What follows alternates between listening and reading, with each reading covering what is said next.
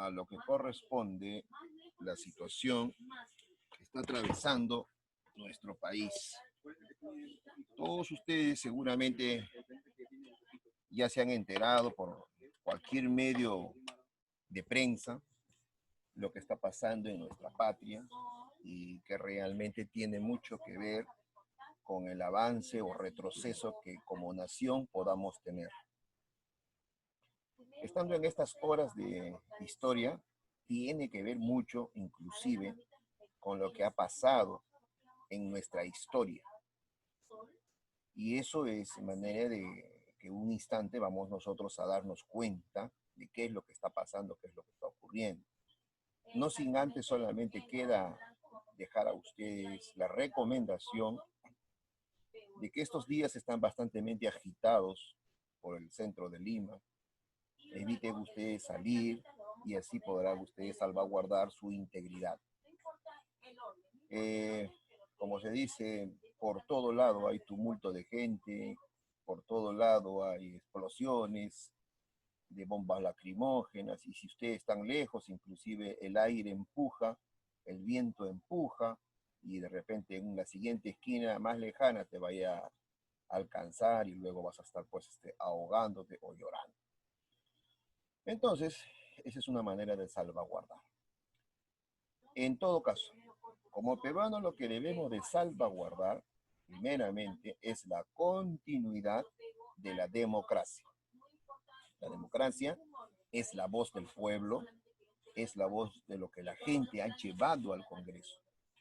Hoy, mucha gente en las últimas elecciones que hubo, se habrán dado cuenta recién, ¿no? ¿Qué ha pasado con las autoridades llamadas congresistas que llevaron al Congreso Nacional de la República? Se van dando cuenta de qué clase de gente es la que han llevado. Tal vez recién están revisando sus hojas de vida y se van dando cuenta que hay personas que no debieron haber llegado, pero que lastimosamente, ¿sí? Pero que lastimosamente, bueno, son personas que no deben estar ahí en ese sillón. Pero bueno, ya es tarde, solamente hay que esperar, ¿sí? Hasta el próximo abril, y de ahí se tendrán que ir. Ustedes como educandos, lo que tienen ustedes que ir es observando, mirando, escuchando. ¿Por qué? Porque los mejores cronistas, mañana más tarde, vayan a ser ustedes. Ustedes tendrán que contarle a sus nuevas generaciones lo que realmente estuvo pasando aquí en esta temporada, y tengas tu ojo para saber y poder elegir a las autoridades que nos representen en el Congreso de la República. Los señores que están en el Congreso de la República, quienes lo pusieron allí, las personas, los ciudadanos, nosotros, en este caso, los adultos que son sus padres, ellos los llevaron ahí. Tal vez hoy en día las personas se rasgan las investiduras y dicen, no, yo no voté por él, yo no voté por ninguno, yo taché mi voto. ¿Quién sabe eso? Si solamente el voto es secreto, ¿no? Entonces, esas personas, mañana más tarde, cuando tú tengas 18, 19, tal vez se puedan volver a presentar, ¿no? Como nuevos candidatos. Pero si tú desde ahorita les pones la debida atención, las noticias periodísticas televisivas, mañana más tarde no serás engañado. No te dejarás engañar, ni tampoco engañarás al resto de la nación, llevando pues candidatos que realmente tienen denuncias, tienen penas privativas, denuncias como que de repente no reconocen a sus hijos, no les pasan alimentos a los hijos, etcétera, etcétera, etcétera, ¿no? Eso es lo que evitemos llevar. Llevemos personas dignas, personas con nivel de estudio, ¿no?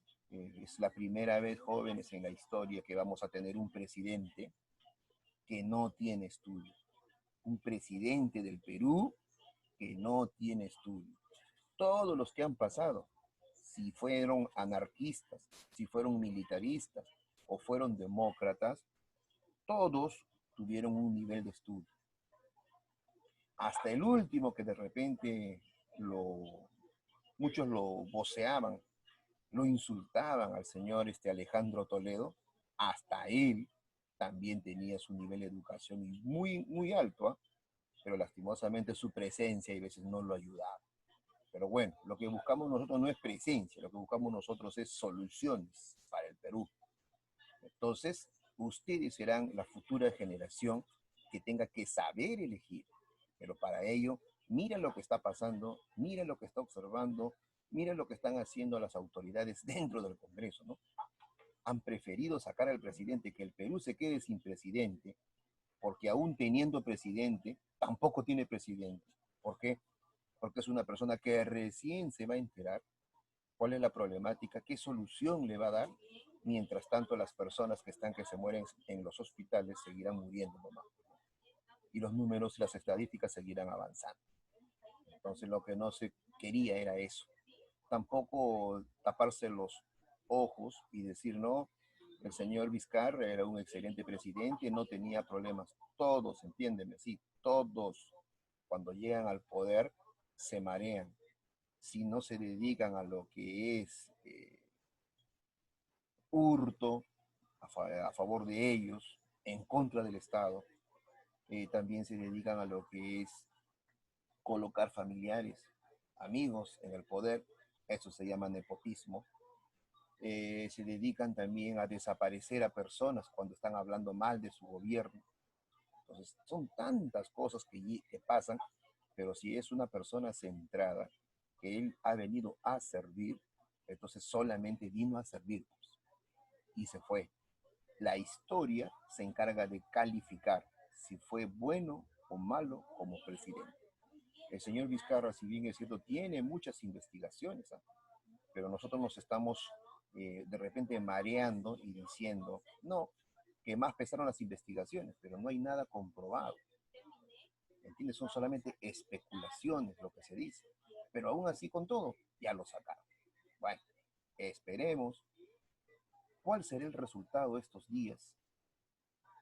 El nuevo presidente tiene necesariamente que presentar ahorita, ya no se puede demorar, a su premierato o a su conjunto de ministros, que son 18. Es lo primerito que él tiene que presentar. Ya va un día, todavía no los presenta. Es difícil, es recontra difícil leer tantos currículums u hojas de vida para saber a quién voy a elegir. ¿Y qué será de las demás autoridades que se encuentran en puestos claves de empresas del Estado? Entonces, va a demorar y esto, pues, como se dice, va a significar para el Perú un retroceso. Si con el señor Vizcarra íbamos como un tractorcito viejo, poquito a poquito avanzando, bueno, con el gobierno que tenemos que tener que respetar porque no nos queda otra alternativa, tendremos pues que comenzar a retroceder. Entonces, esto de esta historia tiene que ver, jóvenes, mucho, ya llegando a lo nuestro, tiene que ver también con lo que ocurrió entre el año 1842 a 1844. Quiero que primeramente te enteres de que en lo que va del gobierno que empezó el señor PPK, que fue vacado, le siguió el señor Vizcarra, que fue vacado, y ahora llega el señor Merino al Congreso. Nunca en la vida, nunca, acuérdate de mí, han habido 3 presidentes dentro de un gobierno. Y los 2 primeros vacados. No, no ha habido. No hay en la historia del Perú eso. Entonces, por cultura, tienes que llevarlo a tu cabecita.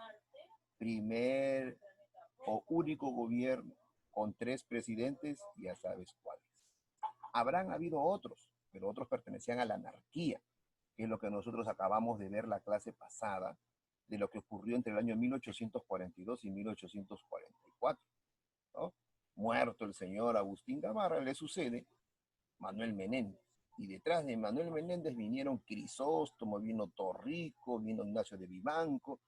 Todos se sacaban del poder. Todos querían ser líderes, todos querían ser presidentes. Pero estamos hablando de una anarquía militar.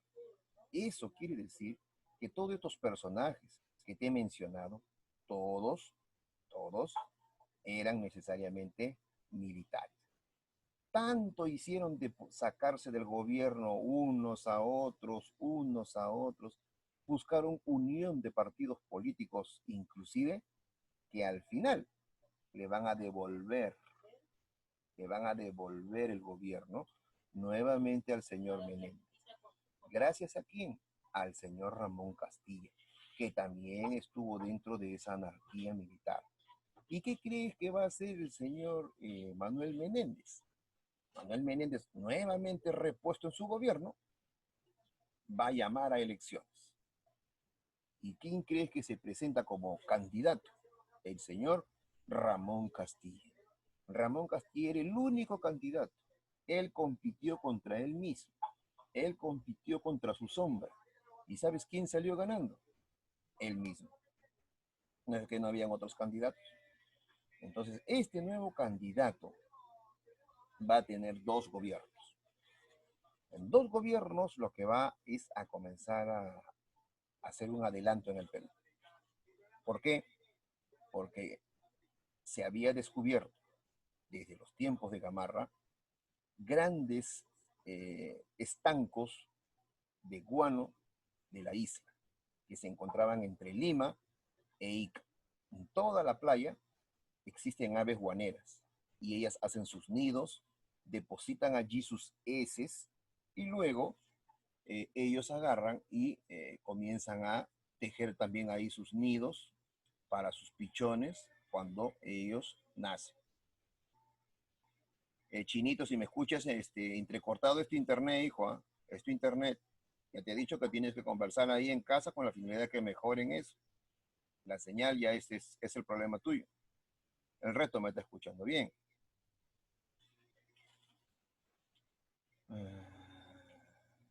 A ver, seguimos.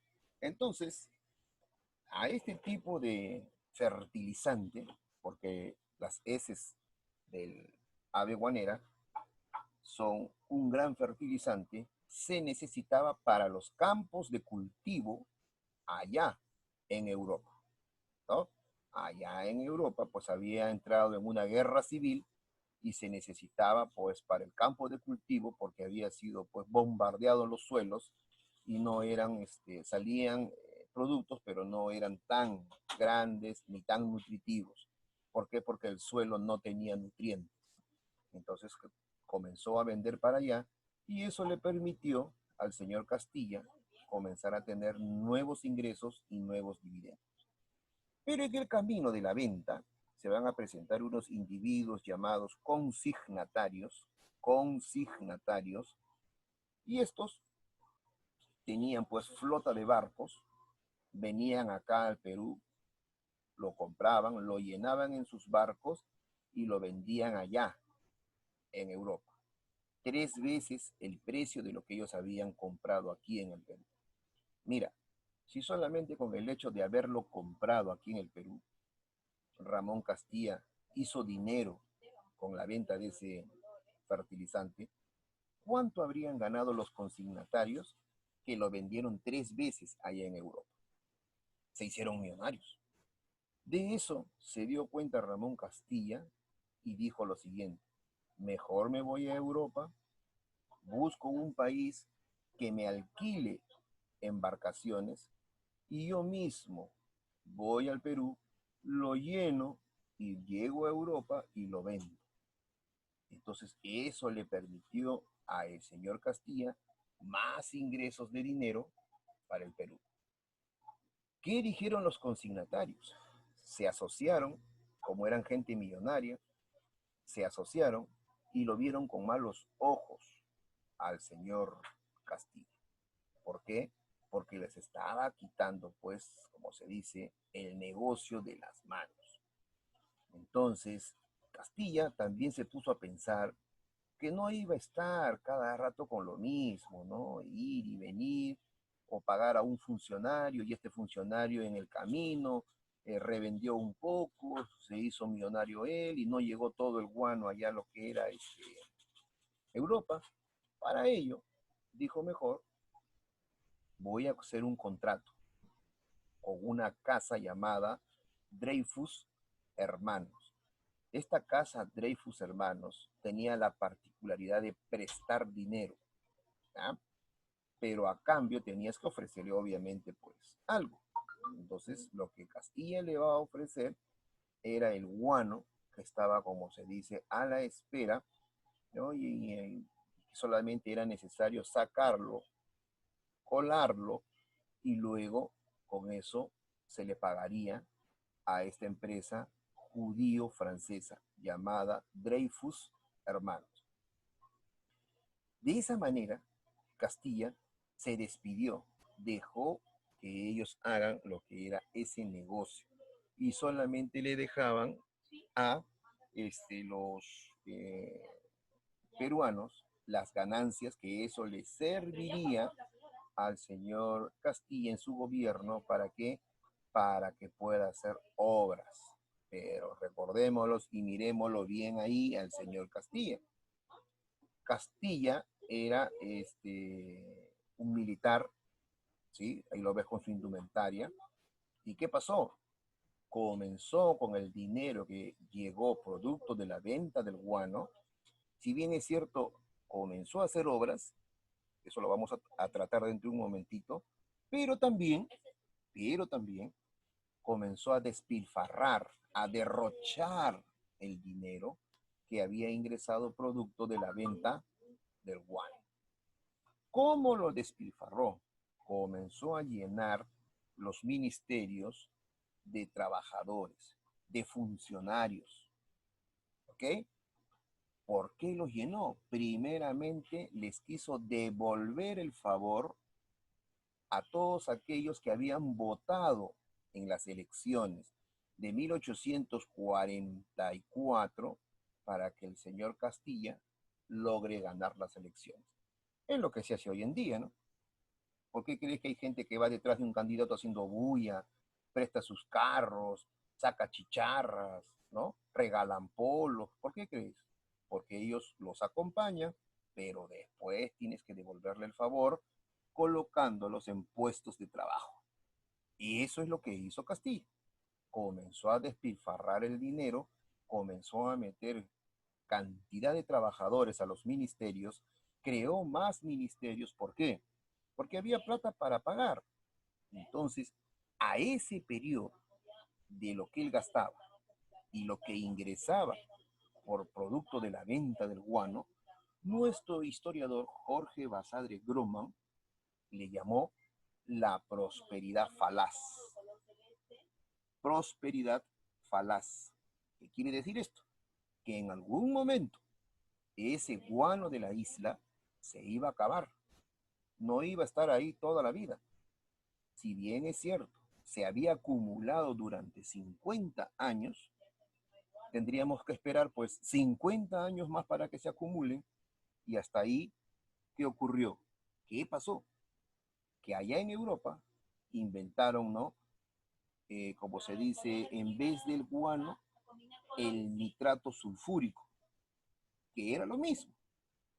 Imagínate, un costal, un costal hacía la capacidad de una bolsita de 1 kilo, para que te des cuenta. O sea que el de 1 kilo hacía lo mismo que un costalillo de 50 kilos.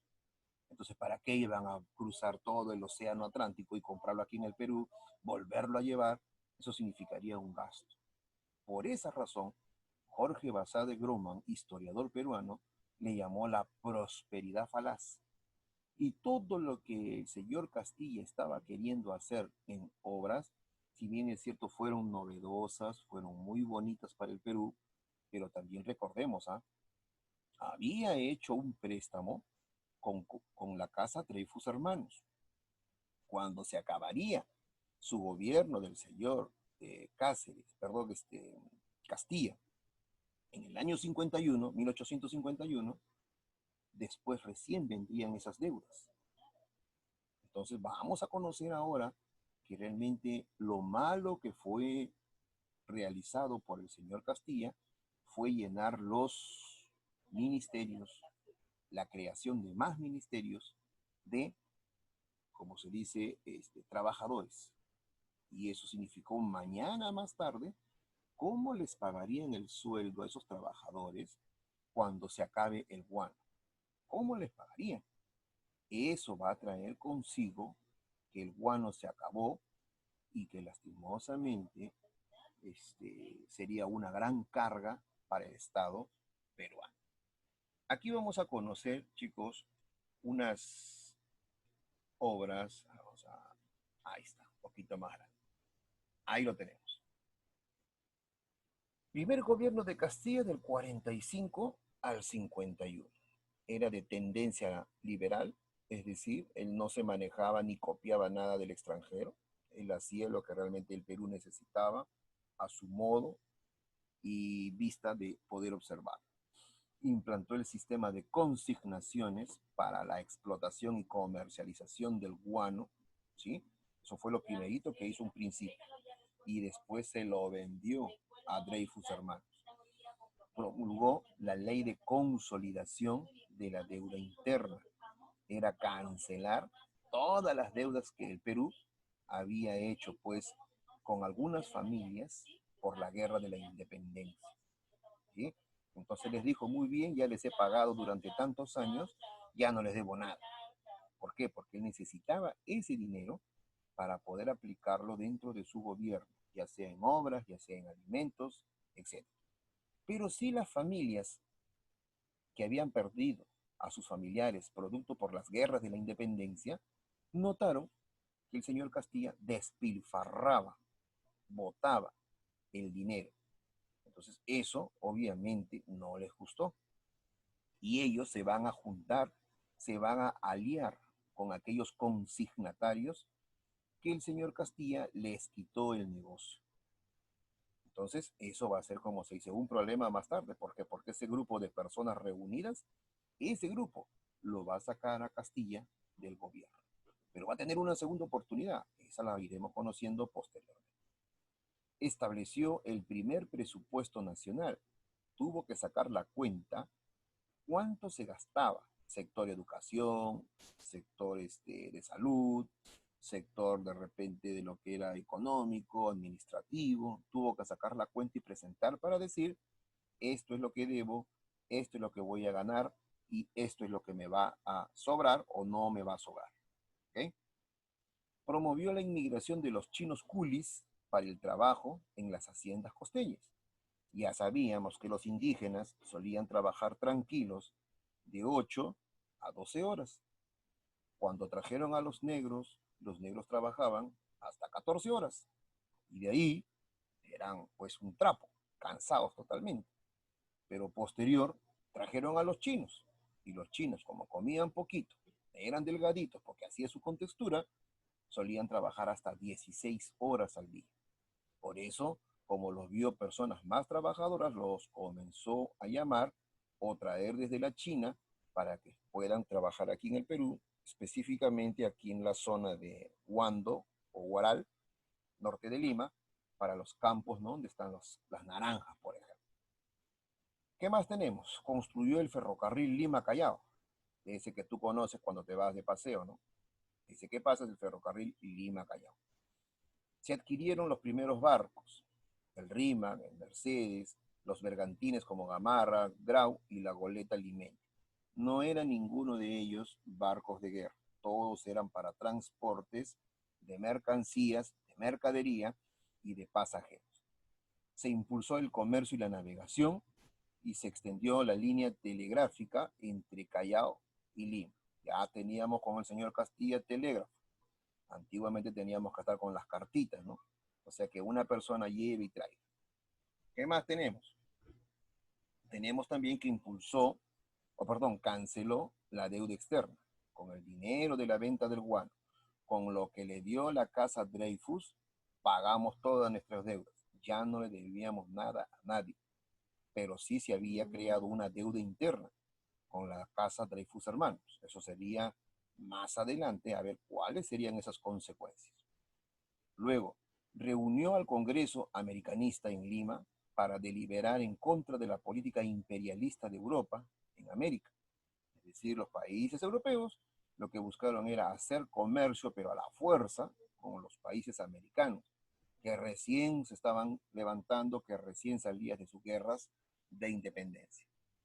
Se produce el gran debate doctrinario entre los liberales, demócratas y conservadores autoritarios. ¿Qué es un debate doctrinario?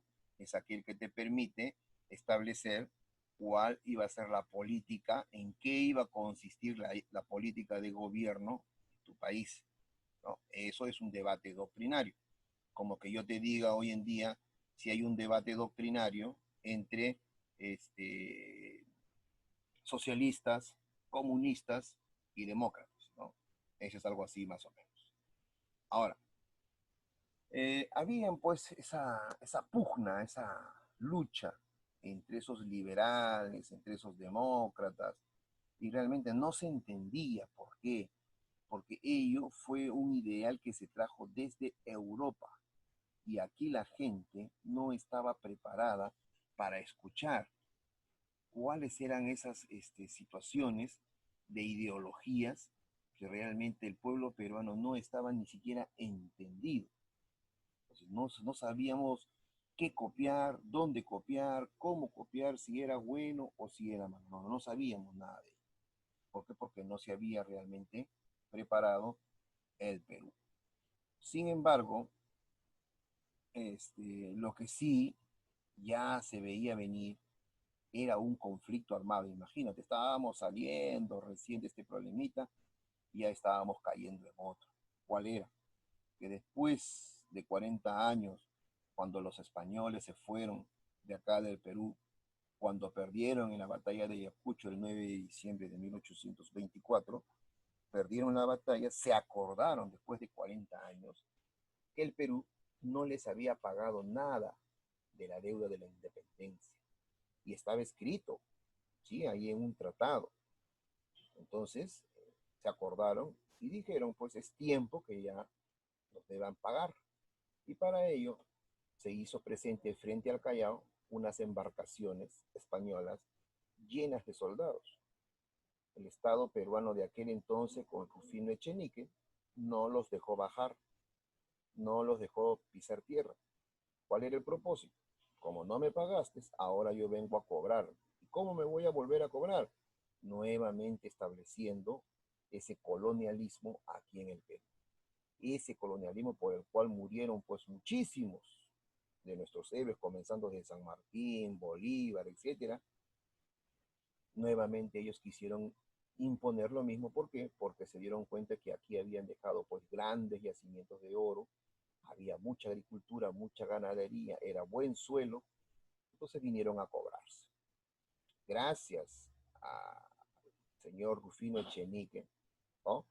Tuvo que, como se dice, ponerles el alto, no dejarlos bajar, y se van pues a establecer unas escaramuzas, y eso va a ser enfrentado por el señor Echenique. Nuevamente va a volver después el señor Castilla, su segundo gobierno, ¿sí? Y va a establecer las cosas, como se dice, va a reordenar toda esta política, pero no pudo frenar esa famosa guerra que tuvimos que afrontar con los españoles, como fue la guerra del 2 de mayo de 1866. Esa parte ya nos corresponde en la siguiente ocasión. ¿Sí? Muy bien. Entonces, chicos, hoy día no les voy a dejar tarea referente al tema, y es necesario, por favor, que ustedes tengan a bien repasar. Dentro de pronto ya se vienen algunas prácticas, algunos orales u evaluaciones, y yo tengo por entendido que ustedes tienen su compendio, y luego cuando tome un oral o una práctica, lo que no desearía es de que ustedes pues se queden callados o no respondan nada. ¿Ok? Hay una tareita que me han estado enviando, ¿sí? Creo que cumplió Zoila, Kemi, cumplió también Irene, ¿sí? Pero hay alumnitos que no me envían tareas. Y cuando ya está fuera del tiempo, si tú gustas lo puedes enviar, pero ya no te lo reviso, o sea, no te envío respuesta. La respuesta es, está bien, está mal, corrige tal pregunta, etc. Y volvemos a caer en el mismo detalle,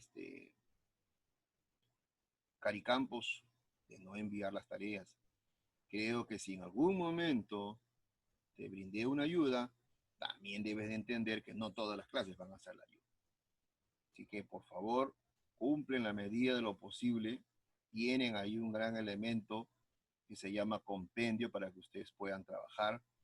La otra semana dejaré tarea, no sin antes revisaré qué temas nos ha tocado ahí en el compendio y según eso vamos a poder ir avanzando.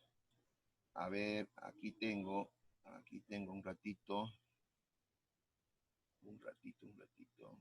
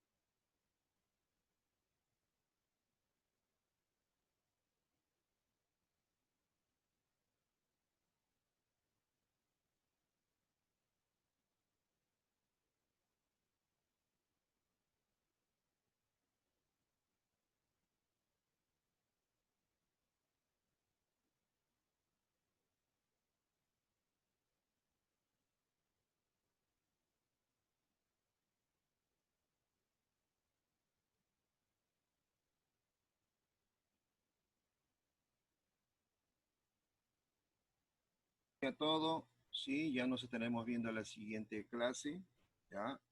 No se olviden, cuídense, no salgan mucho de su casa y no vayan al centro de Lima, que es un horror, ¿sí? Hasta aquí nos quedamos, cuídense y hasta la próxima clase. Chao con todos. Hasta luego, profesor. Sí, Que tenga profesor. un lindo Chao, muy día. bien, chao, chao.